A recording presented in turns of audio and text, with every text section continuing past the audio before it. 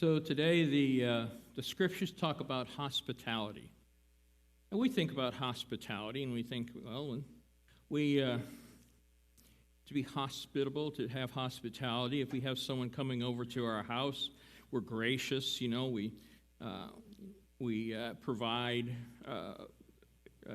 maybe some special things to eat and so forth. We may overlook some of the habits of the person that's coming to see us, the person we're being hospitable to. We might overlook some of their differences from us. There's always a problem. If there's a cultural difference or there's just a difference of opinions and so forth, for this time period, we overlook those things. And we accept them into our home and we provide for them. We provide a gracious atmosphere. And that's at play in this story today with Elisha. But there's something more important going on. This idea of hospitality in the ancient world was much more important. And you still find it in the Middle East and other parts of the world, that there's a law of hospitality.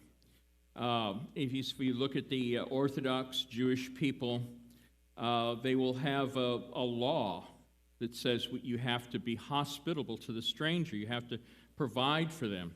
And in the Middle East, the idea that they are to provide for you for a day anyway. They are to provide for you whatever you need. I found when I was in the Middle East and I was in Palestine, the Palestinians still play this in very strongly. I dealt a lot with Palestinian Christians, but if you were invited over to their house, you were basically part of the family. And there was this sense of belonging. But this is very important when you're traveling around in the ancient times. You leave one little town or village and you go to another one. Well, there's no highways, there's no freeways, there's no airplanes, there's no anything. There's you, and if you're lucky, a burro to carry your stuff. And you just walk between one place to another, sometimes in the heat and the cold and the rain and whatever it is. And there's not a hotel, and there's not a Marriott at the next town for you to stay in. So you just have to knock on doors. It's about the only thing you can do is just knock on doors and say, "Could you help me out?" Today we're very reticent. We would, if someone knock at our door in the middle of the evening or night and ask for help, we'd say, "Well, call 911 and move along." Again, it is dangerous, and it was dangerous then, too. And so one big question that started to rise up as the villages and cities got a little bit larger was, if someone walks into town, what do you do about it? Well, first, there would probably be someone who would walk out, an elder of the village would walk out and say, "Hey, how you doing, buddy? So where are you going? Where are you coming from? Who do you know? What clan are you from? What village are you from? Do you know anybody from our village?" And they would question them to find out who they were and where they were coming from. And then they started making decisions about who was the stranger that we were obliged to take care of. How far did our hospitality go? Between cities, there was no law, so you don't know who was coming up. It could be a marauder from the hills or whatever. And it was often dangerous. Just as today, it's dangerous. And so you went through a process of deciding who you were obligated to be hospitable to. Someone in your own clan, certainly. You were always hospitable to someone in your larger family, your clan. And someone from your village or someone... But those people over there who believe differently than me, we're not sure of them. And we started making all these lines. And we certainly see those lines, those divisions in our world today. And those lines and those divisions are painful. They're scars on the world and society. And yet we know we do have to make some choices and decisions about who we open the door to. To say we can't, where do we set that boundary? When should we be brave and step forward, and when should we be reticent and pull back? And so this notion of hospitality developed into kind of what we have today.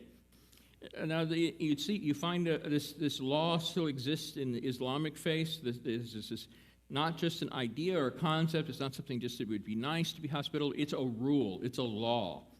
And very much so in the Jewish faith, the Orthodox Jewish faith, it's a law. It's mitzvot. It's holy law. And it's a law that you obey from the heart. And you don't question. When someone dies, you don't say, oh, maybe I should do something for them. Maybe I should help them with the funeral. You just do it, And it kind of works out kind of well in some ways. That if a poor person asks them for some help, they have to give them some money. It's not something that you think about. Well, maybe next month when that check comes in. It's vote. It's the law, and you obey the law out of love. For the Christian world, it changed slightly. Well, it seems to have changed. It didn't really change. We just said, we want to love one another. We want to love others as we love ourselves. And so that became more of an abstract idea. I love you, everybody. I love you all. And yet it kind of lost its practical aspect, that you do these finite, real things in the world, that you bring a covered dish to the family in mourning, that you help out the neighbor's kid who's trying to get started in life. And we reach out, we keep trying to reach out beyond the barriers that we create around ourselves. So in our faith, in the Christian faith, as it developed over the years, we became more kind of nebulous about this. It kind of became kind of an idea or a concept. And Jesus says, no, I'm not taking away the dot over the I. I'm not taking out an iota of the law. The law still stands. You still just do what you know is right, what you know is good, what your heart tells you is the right thing to do. And above that, beyond that, you love them like you would love yourself or you'd love your family.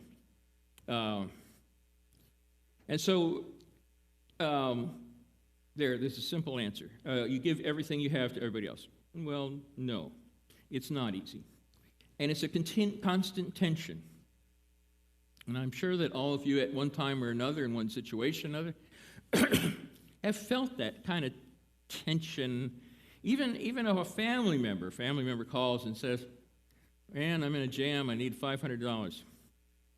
Well, man, $500 is going to hurt me because I need that money to feed my own family. And so we start feeling that, and I said, last time I loaned you money, I never saw it again. And so you have these pulls and pushes and so forth. And to be able to find the place, the way, the time, the situation where you can give your heart generously to others, that you can pour yourself out like a libation for the sake of the world, for the sake of others, for the sake of Christ. How do we go about doing that?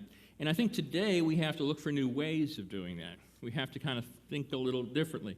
We're not necessarily going to find someone knocking on our door who just walked here from Austin. They're going to be driving a car, there's freeways, there's hotels, there's all sorts of things now. But we do communicate to people all the time. And we present ourselves to others. People see us, they hear us. Maybe not directly, it might be over a phone or a computer or something, through some technology, like Facebook, people who are watching on Facebook right now, or our website. We have a new world, and we have new media, and we have new ways of communicating with each other. And we need to find ways that we can share hospitality through those venues, that we can show support for others, that we can share a good word, a supportive word for others. You know, we can easily look on the net, and we could look through Facebook and find rants. People who are upset about something. I have allergies, by the way. I'm nothing else.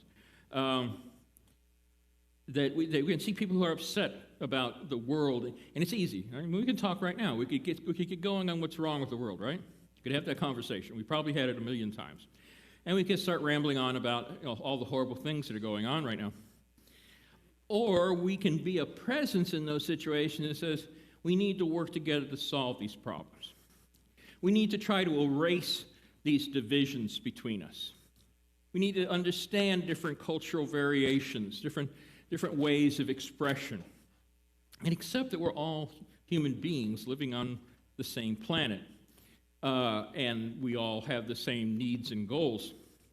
But we need to look at where our face is today, you know. That's become more of a question. Where's my presence in the world?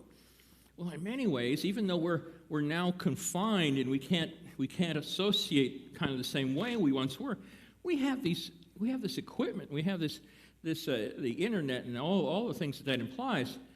We have a presence in Japan right now if we wanted to. You know, we have a ability to have a presence in the world in a whole new way. And it's important that that presence be grounded in love, be grounded in hospitality, and be grounded in charity. Those things are so important. And to be able to share hope. Hope is such a valuable quantity. It can save people. They can lift people out of holes that they just don't think they can get out of. If we can give them hope, if we give that beautiful gift of hope, they can get up and start moving and start being in the world and start to share themselves in the world. It's important for us, I think, today to think about that, to think about where is hospitality in my life? Where do I extend hospitality, and where do I pull back? And where might I find new, different ways in how I interact with people in my world, in my job, and when I have to do shopping or whatever, to be kind, to say hello, to help someone if they drop something, to help them pick it up, to find the ways in which our presence in the world can project hospitality, welcome, hope, love, charity, all the beautiful gifts of our faith.